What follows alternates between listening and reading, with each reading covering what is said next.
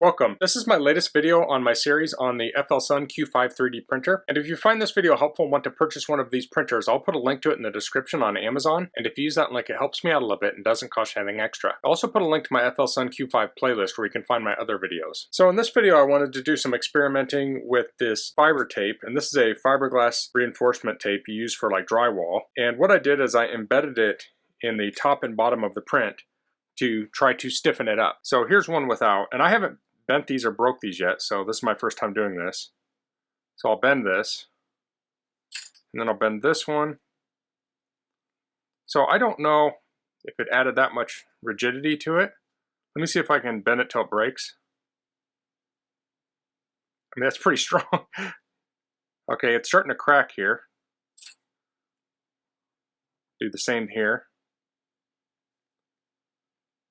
Now it doesn't seem to be bent quite as much. See if I can even break this. There we go. Okay. Now I'll try this one. Hopefully I don't hurt myself. So they both broke here. And I don't have any easy way to measure this to tell if it was stronger. It's like the break was about the same, although this one looks a little chunkier, but not much. So yeah, I don't know how useful this is, but I thought it was an interesting experiment to see if I could even do it, reinforce this. So the idea here is that the reinforcement is on the top and the bottom, and this is like when you do a fiber reinforced panel, it almost creates like an I-beam structure. And this isn't necessarily the strongest tape in the world. You could probably get other fiberglass that might be stronger than this too. So I'm going to go into Cura and show how I did this. And this tape I've measured before, and it's about 0.25 millimeters thick. So I just want to point that out. I'll get into Cura and I'll explain where we need to adjust for that. Okay, so I have this model opened up in Cura, and this is 6 millimeters tall, and I'll go into my settings. So first I'll go into recommended. So right off the bat, we have the profile height is 0.2 millimeters, and since the fiber tape is 0.25, it would be thicker than this. So I didn't want the head to drag on it, so I changed that to 0.3. So it may have worked at 0.2, but I didn't want to take a chance, so I upped that. Next for infill, I just set it to 10%. So if we go to custom here, I'll scroll through here and we'll find things that I've changed. The infill is 10. I have infill before walls off. So the printing temperature I upped to 210. I just wanted to put a little more heat into it in case that fiber tape was cooling it down.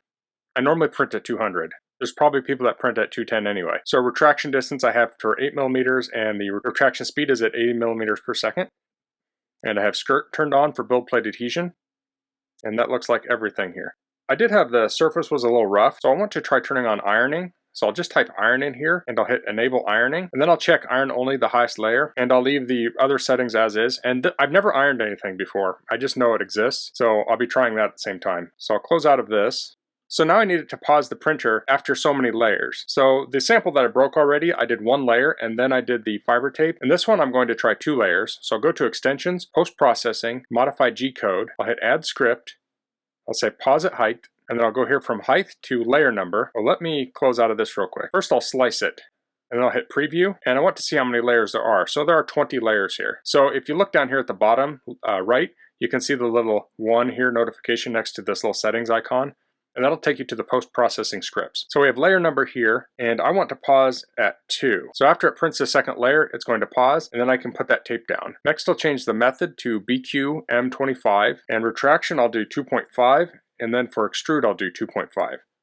So this will retract the filament 2.5 millimeters while it's paused, and then it will extrude that amount when it's done. And then the standby temperature I'll set to 210. So this is going to pause at 2. Next I'll add another script. I'll do the same thing, but this time I'll do layer 18 since there's 20 layers. So that'll give us 2 layers above the tape.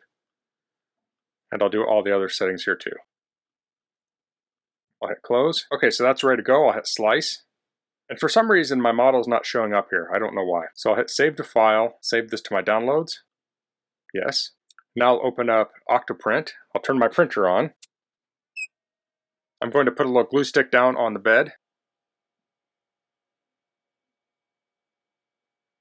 Now off camera here, I'm going to prepare my fiber tape. I'll cut it to the length. So I need a little over 10 millimeters. That's how long the model is. And then the tape is about 5 centimeters. So I'm going to slice it in half, and that should be enough. So I'll go to temperature here. I'll warm this up to 210. I'll connect to it first. And then I'll warm it up to 210 and the bed to 60. I'll go in here and upload the model for the G code. I'll choose to upload.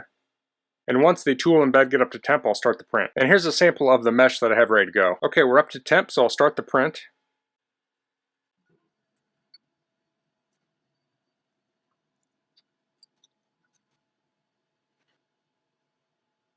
Okay, it's about done finishing up this layer, so I'm going to get this ready.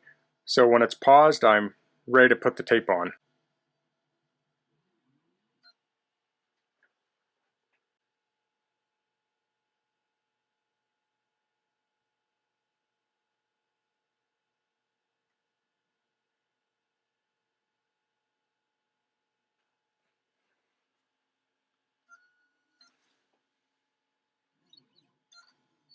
Okay, I probably could have done that a little faster, but I pressed it down as best I could. Now it's going to put a layer on top of it to encapsulate it.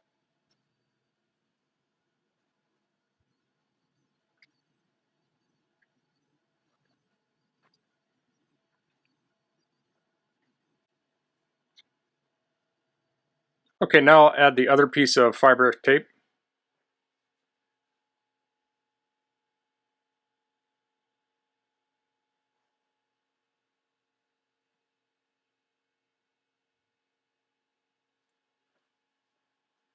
I'll resume the print. So if you haven't worked with this fiber tape before, it is self-adhesive, so it's meant to stick to a wall. So it does kind of stick to the surface, but it's only self-adhesive on one side.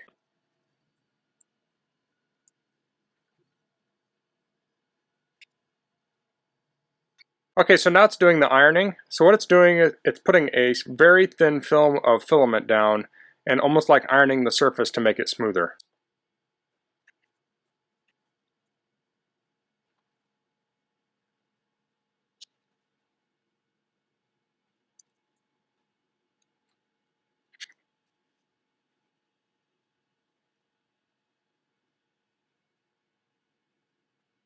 Okay, that finished up. I'll let this cool off and then we'll take a look at it. Okay, so that ironing did smooth out the surface quite a bit.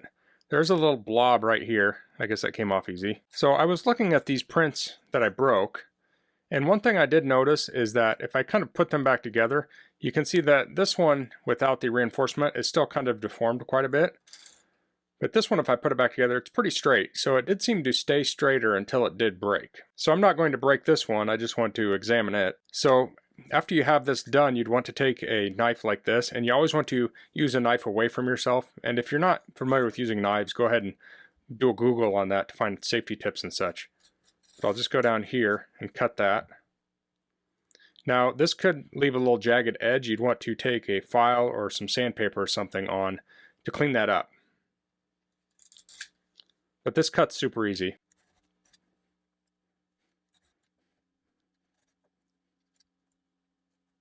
Okay, so I have this cleaned up except for I haven't sanded it yet. And if you look in there, you can see the mesh in there on both sides.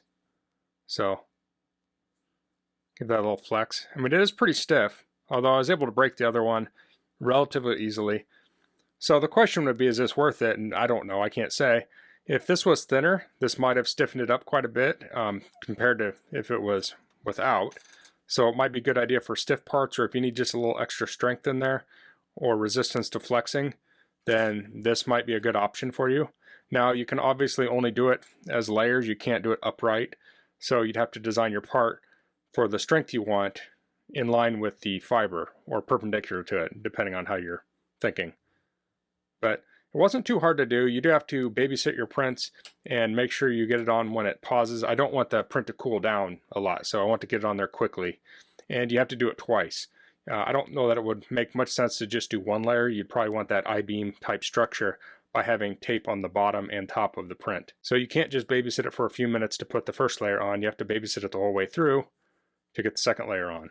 And that's where Octoprint comes in handy, because you can monitor it on your phone, tablet, whatever.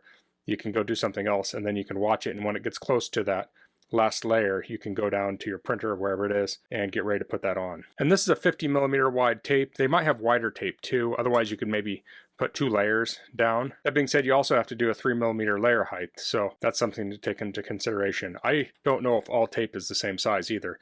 This was 2.5mm. There might be some that is a little bit thicker or a little bit thinner. But I just thought this would be an interesting experiment. The results are inconclusive, as is often the case with experiments, but maybe you learned something from watching this. So that's all I'm going to cover in this video. If you have any questions, please leave them in the comments. If you like this video, please click like. If you haven't subscribed to my channel, I'd appreciate it if you could do that. And thanks for watching. Until next time, goodbye.